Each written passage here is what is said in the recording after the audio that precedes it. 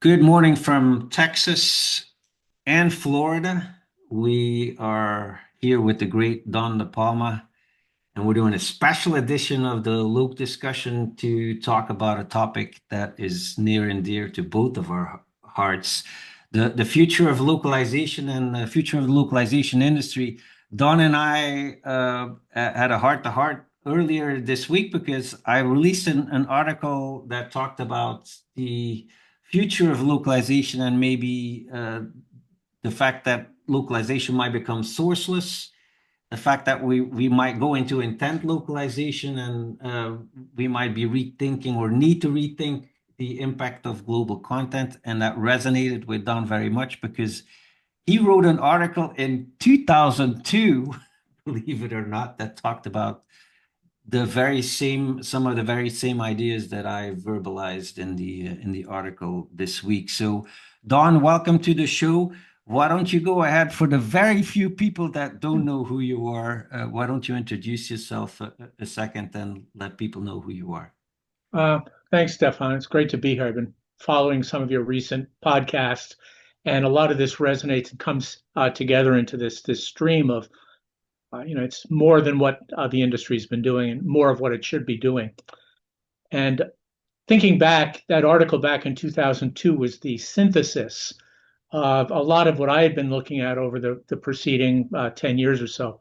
My background here is I came to analyzing the language sector and more as we've been calling it over the last 20 years at CSA, the global content space.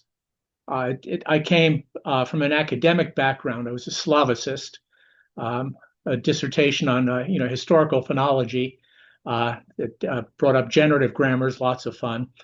Then I went from there into industry, into the database management space, looking at both hierarchical and relational databases through a couple of large companies, a startup as well in the space. In the process, I had to deal with middleware, ERP, a whole bunch of enterprise issues, all of which by definition were international.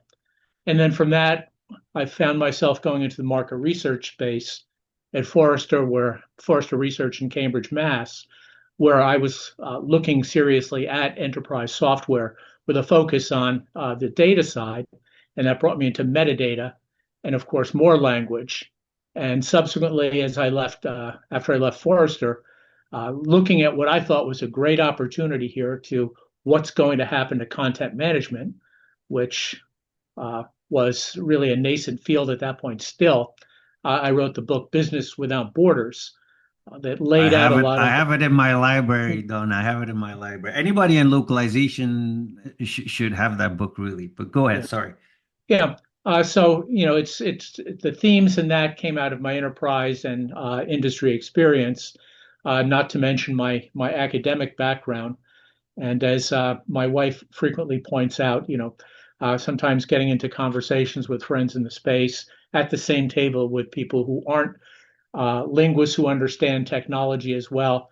She says we're pretty much geeking out, and that's I'm sure you're familiar with that same comment from your We're family. going to get along. We're going to get along just great this morning. One of the things that I talked about in the article earlier this week was the fact that a lot of the TMSs and providers are doing short-term AI fixes and are not really focusing on the long-term relevance of the language industry. Do you think the obsession with automating translation workflows is boxing in LSPs into a tactical role a little bit?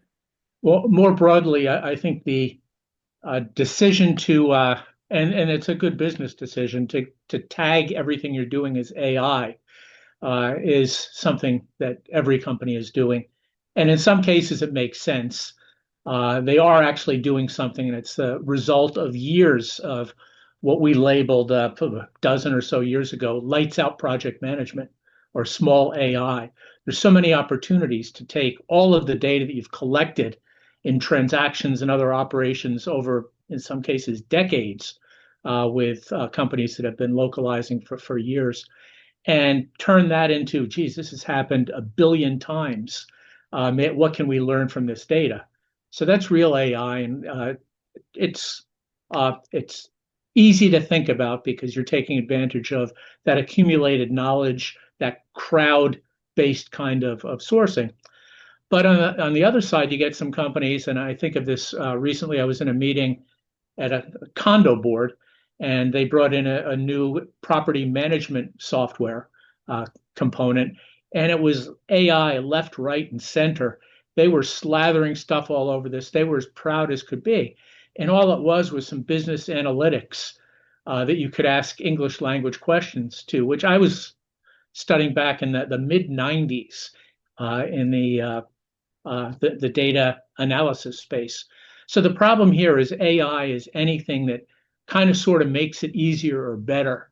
And I think the challenge here is to find out where and how and when, if you're a buyer, you're actually getting benefit out of it. And on the supply side, are you really doing anything new here? And I think your point here is most of them are not doing anything new except automating stuff that they could have done years ago with the right tools. Yeah, I just think that there's an opportunity to go beyond making the life of the translator easier and more integrated with AI. There's nothing wrong with that, don't get me wrong, but I think there's a real opportunity to do things beyond the regular localization workflows. And in particular, I'm fascinated by intent localization and how it redefines the purpose of multilingual content creation. And I think you're connecting with that idea as well, don't you? Oh, for sure. When I read your piece, what struck me was even some of the terms here, because when you step back and look at what anyone in the space is trying to do, it's fundamentally connect with a customer and or whoever the communicant, the person you're talking to at the other end of that connection is. We're not talking about jabber, which is just two machines talking to each other, but it's one company trying to get the attention of an individual or a government trying to work with that individual with a citizen. And so the whole process here has to come down to what do I want to get across to that person at the other end of this wire? Fundamentally, that's what this is all about. And actually, Business Without Borders, the first principle in that thing 20 some odd years ago was you have to remember that there's a person at the other end of this communication. So in all cases, what you start out with in a communication, this is like signal theory, this is communications 101. There's something you want to communicate to some person at the other end or some number of people.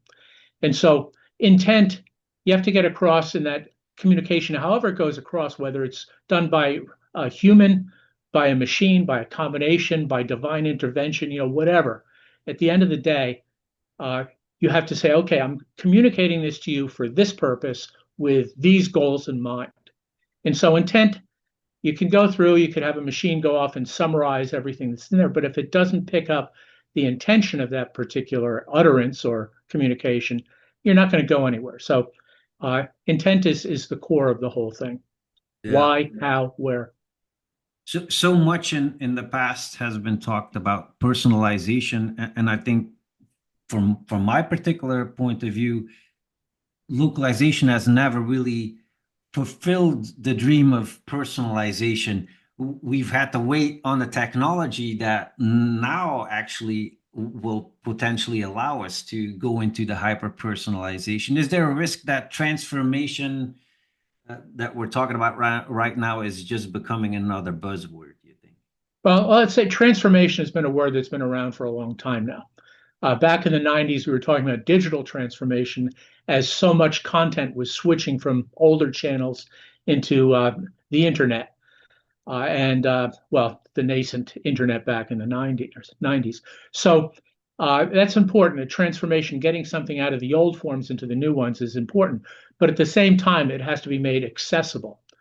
So you have, and this gets into the whole problem of interoperability and the multiple systems that are out there and all that other cruft that companies have to deal with in getting information from here to there, which is the goal, getting that communication completed. So transformation will never go away as a concept. Applying it in this case to say, and as I've been waving my arms for years about this, and literally in presentations saying, you got something here, you want it over here. How do you do that? And in the process, there's the intent. Okay, this is what I want. But then what often gets in the way is plumbing. What it takes to get from here to there. And there's any number of places where you switch from from a 5 millimeter pipe to a 6-inch pipe. And so you got two issues to deal with there. And that's not unusual still today. And so we'll your point here, to get back to your question, is personalization is really the goal. You start out, you got globalization is the goal, and you say, I want to localize this so that somebody locally can understand. And the very first step is to say, get it into their language. This is language 101 at the end of the day. It's grammar, it's syntax, it's, if you're speaking, it's phonology, it's all of the super segmental things if you're speaking that go into this. But ultimately, it just comes down to language and grammar, because you're writing it or saying it in some structured form. Then the next level, say, okay, I got to make this compliant with whatever's happening, whatever market it's in, what the expectations are in a vertical industry. So these are some fundamental transformations that companies are doing. But that next step to say, get it down to that individually personal, to make it something Stefan can understand, or that Don understands. Yeah, that's really the tough part of it. And it's what we call it hyper local. And it really is the nature of this, is to make sure that it's individualized in a way that the target communicant is going to understand and be able to act on. Yeah. What are the biggest blockers you think preventing this shift from happening inside most global organizations? There's a lot. I mentioned plumbing as one. Yes, software's never, or content is never in the form that you wanted initially. So whether it's just something as simple as it's not targeted, so the intent isn't clear to the individual, it's just generalized, is not going to resonate with everybody out there. So it's getting it into that form. But then in the process, you may have to take it across channels. We talk about multimodal in CSA Research. This channel might be a spoken one that then converts to a written one, or vice versa. Or you want to take something into video. And in the process, there's a whole raft of other things that have to happen. So you're intimately familiar with this. Yeah. And I think most of the people listening are, to know that it's not a walk in the park when somebody says, we'd like to take this corpus of information and make it available in video on demand. And that raises a whole set of issues. That's one thing. But at the other end of the scale here, it's something which is more fundamental. It's business inertia. It's all of the things that go into making that happen. It takes investment, it takes people, it takes process changes, it takes technology changes. And those are things that aren't necessarily being budgeted today, especially in the era of, well, let's cut costs on the things that don't matter. So, it's no matter how much we want to think of localization in any form, simple translation, not that it's ever simple, but or more complex kinds of hyper personalization. It's a discretionary investment for companies. If you don't do it, you're not going to get the whole market you want. The TAM, the total addressable market, is much lower. But on the other hand, if private equity people looking at it will say, okay, it's enough for our investment scale. Or from a stock-driven company, well, is it going to move the needle? So it's that issue here, compounded now by the fact that we've got technologies that, for most people, you look at it and you say, this is miraculous kinds of stuff going on with LLMs, and I can get anything in any language, and it kind of it sounds fluent, it's great. And so at this point, we used to joke about various enterprise technologies being, they chop, they dice, they console people in their declining years, they do everything. LLMs do that now in spades. Yeah. Because they claim to do it at every level of the system.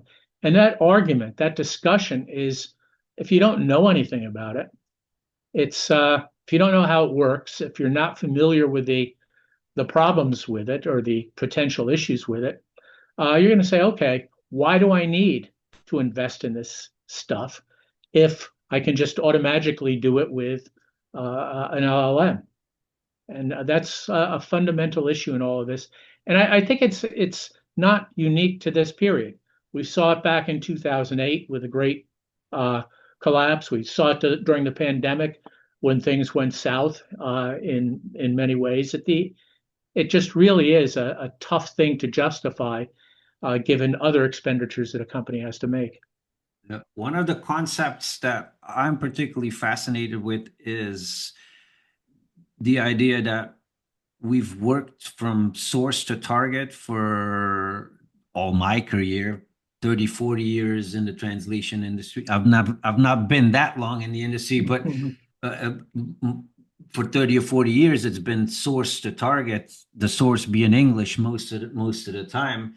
And there's a future that I envision where a lot of the content might actually not have any source anymore, where it gets created in 30 languages at the same time and different configurations, personalized for specific audiences. If localization is to help content, shape content upstream, what new skills and mindset do we need to get in our industry to be able to sustain that? Well, we get into the classic issues of whether what's going out on the wire or on the airwaves or however it's going out is accurate, is it correct, is it properly represent the brand, is it on message? So all of those classic issues, and the accuracy issues are ones that there's a whole community, a whole community of people who are spending all their time on quality assessment and evaluation and analytics and everything else that goes along with that QE, QA kind of mode. And that's an important element. You can't just trust the machine to send things out. There's So I come back to a few things that are necessary that have to happen at the planning level. Is you have to deal with the data, understand what that is. So the data here it's in my SQL days, it was pretty darn simple. Everything was a typed structure. And on the basis of those type structure there was a relational calculus and a relational algebra that prove the accuracy of any transformation that you made or any combination of things. You don't have that luxury with language, which is combinatorially complex and individually understood and really a challenge for somebody to really understand. So you've got that array of data stuff to deal with. But in order to make that transformational, there's an array of metadata that backs these things up, that tells you what this is. You can't just say, "Hey," I'm not going to say "Hey Siri," but I already did it. She might chime in, actually. Yeah, I was talking about cereal once when it first came out with a friend, and it just kept coming on. So what you've got here is this array of metadata behind the scenes that can't be just, here's the intent of this. There's no real tag across systems that says intent. There should be. There may be in some ANSI or ISO or other standard, and there may be by the end of the week. But what you have then in the absence of that is you have to tag it yourself. And that gets into a lot of things. I think you just had, was just last week, a chart of the core elements in this. It's dialogue annotation, it's labeling, transcription. You want to put, because it's missing in the catalog, you have to put in intent and sentiment tagging. You have to align things. You have to have translation memory working with. You have to term management, term bases. You need knowledge graphs, which we've recently written several reports on. You have to do named entity recognition, because otherwise what you're doing is just putting a load of slop over the wire and expecting these machines to be smart about it. And so that's the very first step. So making sure that you have all of those fundamental infrastructural pieces that allow you to do this in a repeatable fashion. And this all gets back to this, to my enterprise background in the space. You've got these enterprise requirements that are absolutely essential to making anything happen in a repeatable way. And that repeatable way is critical. It has to be reliable. It has to be available when people want it. It has to scale. It has to be secure. Without those elements and without the accuracy and means to ensure the accuracy, what you're doing is just creating a lot of glop that'll ultimately turn all of these operations into gray goo, which is really unusable by anyone. So that's the business side of it. And then individually, that's another discussion altogether. Who's going to do this? Yeah, it reminds me a little bit of you. You've been a longtime critic of micro content. You describe most corporate content as micro content. I believe I'm saying that right. What does macro content look like in practice, and why does it matter? How can we bring a change from micro to macro? Micro content is basically the stuff that we do. Somebody comes in and says, I need a data sheet on such and such, or I need a marketing program for such and such. They fail to tie that into the grander scheme of things. You know, what is this for? Where does it fit into the process? How am I going to use this again? They don't think about what they're going to do with it next. So it gets instantiated in titanium concrete and covered structures that are hard to get anything out of. That's the classic legacy that you deal with. And then the next time you see this, it's oftentimes unfindable. Search isn't good enough to get something at that level. So what you end up doing is you recreate that and recreate it and recreate it and recreate it. And at some point, somebody says, oh, I think I've seen this before. And you go back and you look at it and you say, well, I've written this 6 times, but in different ways. So that's the fundamental problem with micro content. It's kind of untethered from reality, except the reality of the moment at that time. So it's time based. Macro content, it's going to be more difficult to get to because you're creating something for the ages. I know fundamentally that I have to have a product description. What goes into the product description? What are the elements that I can put into that thing that are reproducible, reusable, that I can describe in some way that somebody coming in with, my favorite example is always Albanian here. What if I have to take this into Albania? And then what are the cultural things? What are the political things that I have to do? How do I have to get into their particular idiomatic structures? So it has to be abstracted to some level as well. So it means getting into a different kind of data dictionary or repository that has all of this metadata associated with it. It means understanding who your customers are, who your business is, what the products are, and what the intersection of these things are. This gets us into things like knowledge graphs, Yeah. Which can describe a lot of this integration and interaction. So that's a good starting point. But also there are a lot of assets that companies have that have been doing localization or even just translation for years. It's the translation memories, the term bases, any annotations that they've done over time. All of this has to feed. It's a very holistic process. If you want to get to the point where you can, whether it's agentic technology, which is generating stuff, or any kind of neural machine translation, or human even benefits, or especially benefits from having all of this back knowledge. They're given essentially a list of elements that have to be in this thing in order for it to meet the needs of whoever the end consumer of this information is.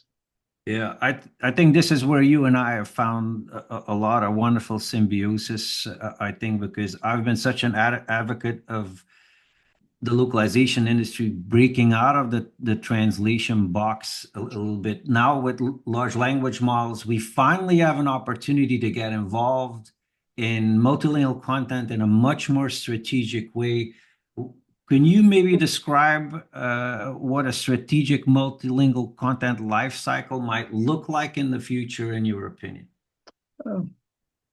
First and foremost, it has to be cross-functional or inside an organization. One of the other challenges with legacy systems like documentation, software, communications, marketing, is that they tend to fall into a particular group or niche inside a company, and it then becomes proprietary to that organization. And here, when I say company, I'm talking about any organization which is managing content at a large scale. So this could be government, it could be NGOs, it could be uh, you know, military, whatever, whoever's using the information. So you have to break it out of those niches, and that means making it available organizationally, which starts to get into some issues relative to, big issue that right now we see in the U.S. government is opening up the Social Security Administration to Doge to allow somebody to come in with business analytic issues to deal with personally identifiable information. So it's some Are very you saying the localization industry is having a Doge moment? actually, to be quite frank, absolutely yes. There's been some large scale layoffs. Uh, Elon hasn't been involved in this, but when you look at 1,000 people being let go in some organizations, there was a great it was David French in the New York Times a few months ago when Doge started doing this to the U.S. government. Is what they were doing was getting rid of expertise in the name of getting rid of costs. And the downstream cost of any kind of large scale layoffs, when you look at some of the people in the localization sector who are being let go or bought out, those are people who understand intrinsically what the fundamental issues are in this space. So, from a business perspective, to have a very large enterprise cut out large components of their localization strategy is they're crippling themselves for the future. They may see some short-term benefit in large language models, but at a certain point they're going to hit the wall. We've been writing about this. They can hit the wall in any number of ways. Hallucinations are one that popped up. There's a whole number of errors that have been found in of various sorts. And at the very start of this, when my colleague Arla Mel did a takedown of ChatGPT when it first came out in 2022, the democratized version. And as I was planning the research for the coming year, I looked at the ethical issues of, um, of generative AI. And the first major report we wrote on it in June 2 years ago in 2023, was about the ethics of generative AI, which are now starting to be broadly seen as including the fact that a lot of languages don't have that level of comprehensiveness that you have in English and major European languages. So what we're going to see is a lot of gaps coming as a result of that, not just in the output, but also in the service that particular model can provide to those communities. So there's a lot going on. So these are the things that are happening if you're hitching your proverbial horse to Gen AI as being the solution to all your localization issues. Yeah, I want to circle back quickly to what it would take for localization companies that are forward thinking to adjust to this new landscape that we're being confronted with that is potentially sourceless. How does a sourceless creation challenge the traditional content lifecycle at localization companies, and how can localization companies adapt to that reality, you think? Yeah, great problem there. The one thing is you don't have the transformer, that is the linguist or the transcriptionist, whoever, sitting there involved at that stage. It comes much sooner when the creation is happening. So that individual, whoever is doing the transformation, has to be brought in earlier to the process. They may not have the skill set to do content creation.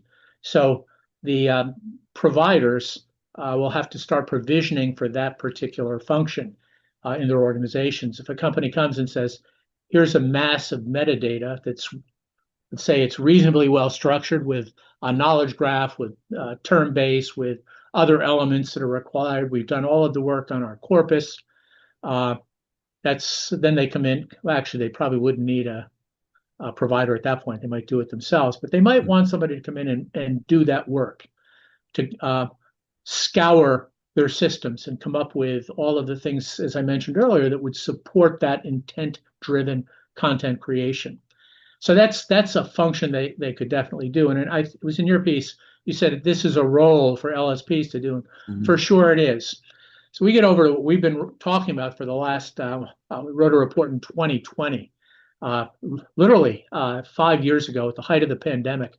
We just put things on hold and said, well, let's step back and think and look at stuff. And we solidified an idea we've been writing about for a few years about global content solutions providers. These are people who are not just doing translation or interpreting or some other function, but instead they're at the point where they're actually helping a company create a global catalog of information that can then be transmitted, transformed for different purposes inside the organization. And there's a path to that. There's language traditionalists. Those are the people who are sitting there sort of on their hands still. You go to business process reengineering, which is that's a major function that's been around for decades. And that's basically where things like, I've heard another term at language solution integrators or something like that out there. That's basically what they are, BPO, basic kinds of functions. But then you get up to the levels that really matter, like data scientists. You really have to understand where this stuff is. And then at about the same level as these general global content solution providers are KPOs, knowledge process outsourcers, that'll be specific to an industry. So let's say to pharmaceutical or to legal or in manufacturing. What they have is a lock on a particular industry with the knowledge that's in there. So we have that model already in consultancies and advisories and services like that. These companies will be in a great position to do that. You have some vertically focused LSPs today who will be able to do the same kind of thing, to take their expertise and say, look, you're in pharma. I know how to get this into 40 markets at once. You could have thinner people everywhere with your Ozempic or whatever, as with our work overnight. And so, and then you've got the GCSPs, which are kind of like, you look at it, these are the mega agencies, the mega companies that will come in and do as a large consulting firm will. We'll take care of all of these issues from source, as inchoate or as unstructured as it is, to where it has the structure. We can give you the metadata, we can give you these catalogs, and then we can give you a reliable way to move that forward in an enterprise critical way to make sure that it's in the right place, in the right form, at the right time, without giving away any secret codes or launch codes or anything like that in the process. Totally private and specific to that company. And that's what organizations want and need today. And that's where the LSPs is the ascending LSPs moving up to global content solution providers or knowledge process outsourcers can really make their mark. I've been really cheering on that idea of global content solutions provider as well in all of my writings. And I've been involved with some of the initial business conversations. And one of the challenges that I've seen is that as traditional localization providers, we are used to talking to an audience that's much lower on the decision-making skills, so to speak. And so maybe the biggest challenge for the localization industry is finding a way to talk to an audience that's now going to reside in the C-suite, much higher up much higher up the hierarchy. What do you think are the best ways forwards on that? How can localization learn to address that audience better? It's fundamentally an issue of translating what they do to the language that the people in the corner office understand. We should be okay with translating. That's kind of what we've been involved in, maybe. One would think. But I always think back to it was a great episode in Star Trek TNG where they ended up on a planet where everyone spoke in metaphors, uh, and it's tied to their cultural history and legacy and their Bible and their whole uh, history. And they had a difficult time on that planet because their universal translator, their Google Translate of the future, didn't understand this metaphorical language. And I think the industry has pretty much that problem. We Yeah. speak in a, geek speak. So even I had a page that I was doing recently where I listed just a whole bunch of acronyms, L10N and P13N and PII, and it really is this incredible language of acronyms that everyone in the space who follows it understands. I had to learn it when I came into the space. As a linguist and as an enterprise technology supporter there, still this stuff was news to me. And so it'll be news to the people in the corner office. So you got to get on their wavelength. What they're interested in is getting the attention of that customer and making money. If the funder of an organization is, let's say it's some consolidation of companies, it's a VC based backed company or private equity backed, they're going to want to know how long the return on investment is going to be. You're going to hear that as well as a publicly traded company. When am I going to see some benefit out of this? What am I going to get? What's the level of benefit? One of the things that we've done at CSA Research and as consulting and advisory is help companies with that messaging. I need a market message to the corner office. What are they going to understand? What do they need to know? We do the same thing with branding people. If we're brought in by the marketing folks, how do I get my message actually inside the organization as well? How can I get my international marketing message up to the people upstairs? What's that going to do to my TAM, to my total addressable market? How does the total available audience change? What do they need in those particular markets in a way that you're going to understand?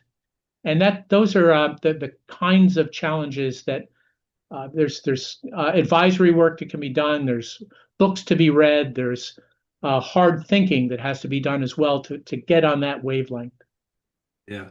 I believe that the biggest threat for the localization industry is actually coming from outside of the industry. And since we're still so much in the translation box, somebody that is making a CMS is going to put a translation button on the CMS's interface, and it'll be a feature.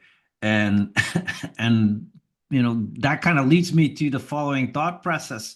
Shouldn't localization be part of a content management system, a multilingual content management system that we're organizing from within the localization industry? Shouldn't we get out of the business of just localization and be in the business of content management?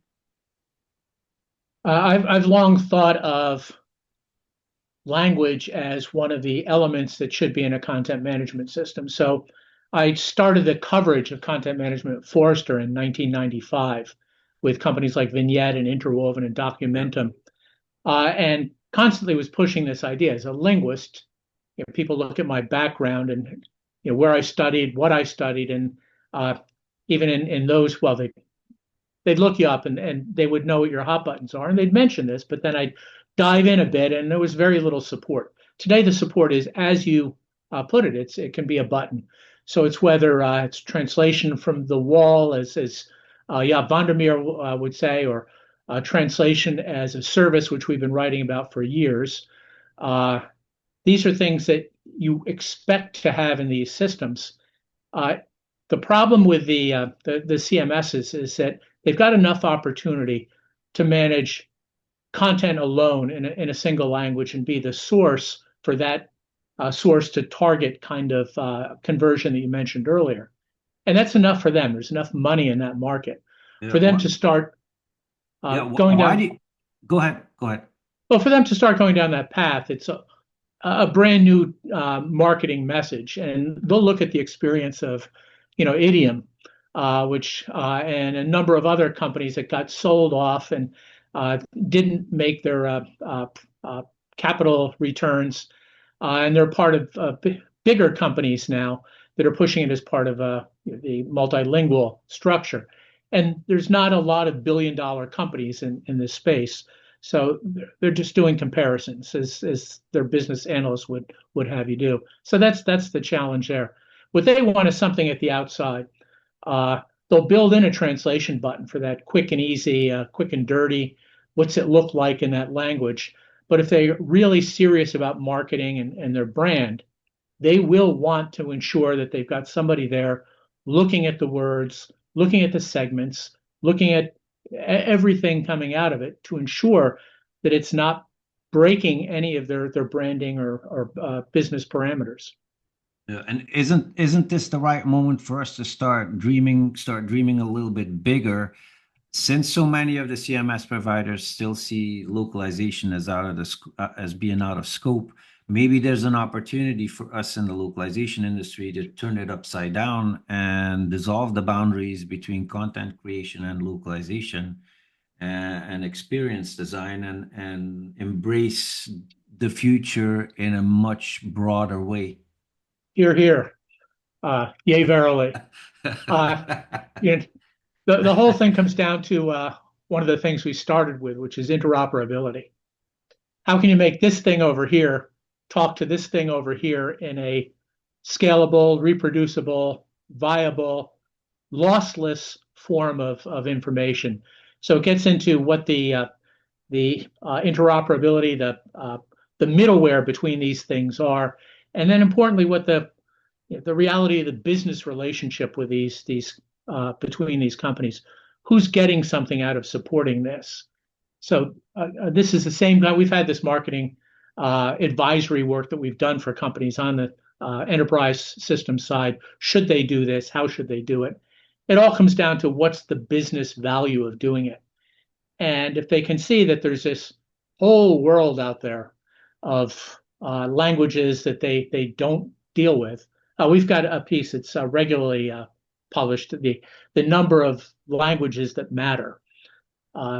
There's 17 on the chart of the languages that really matter, and then a cluster of others. So it'll be easily findable.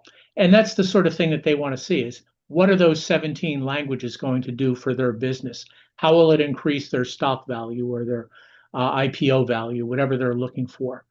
And those are the things that, in order for these kinds of partnerships to work, is you need to go in and make the case to those companies that for the LSPs and the GCSPs and the knowledge process outsourcers to say, you need us to do this in order to increase your company valuation to here from here.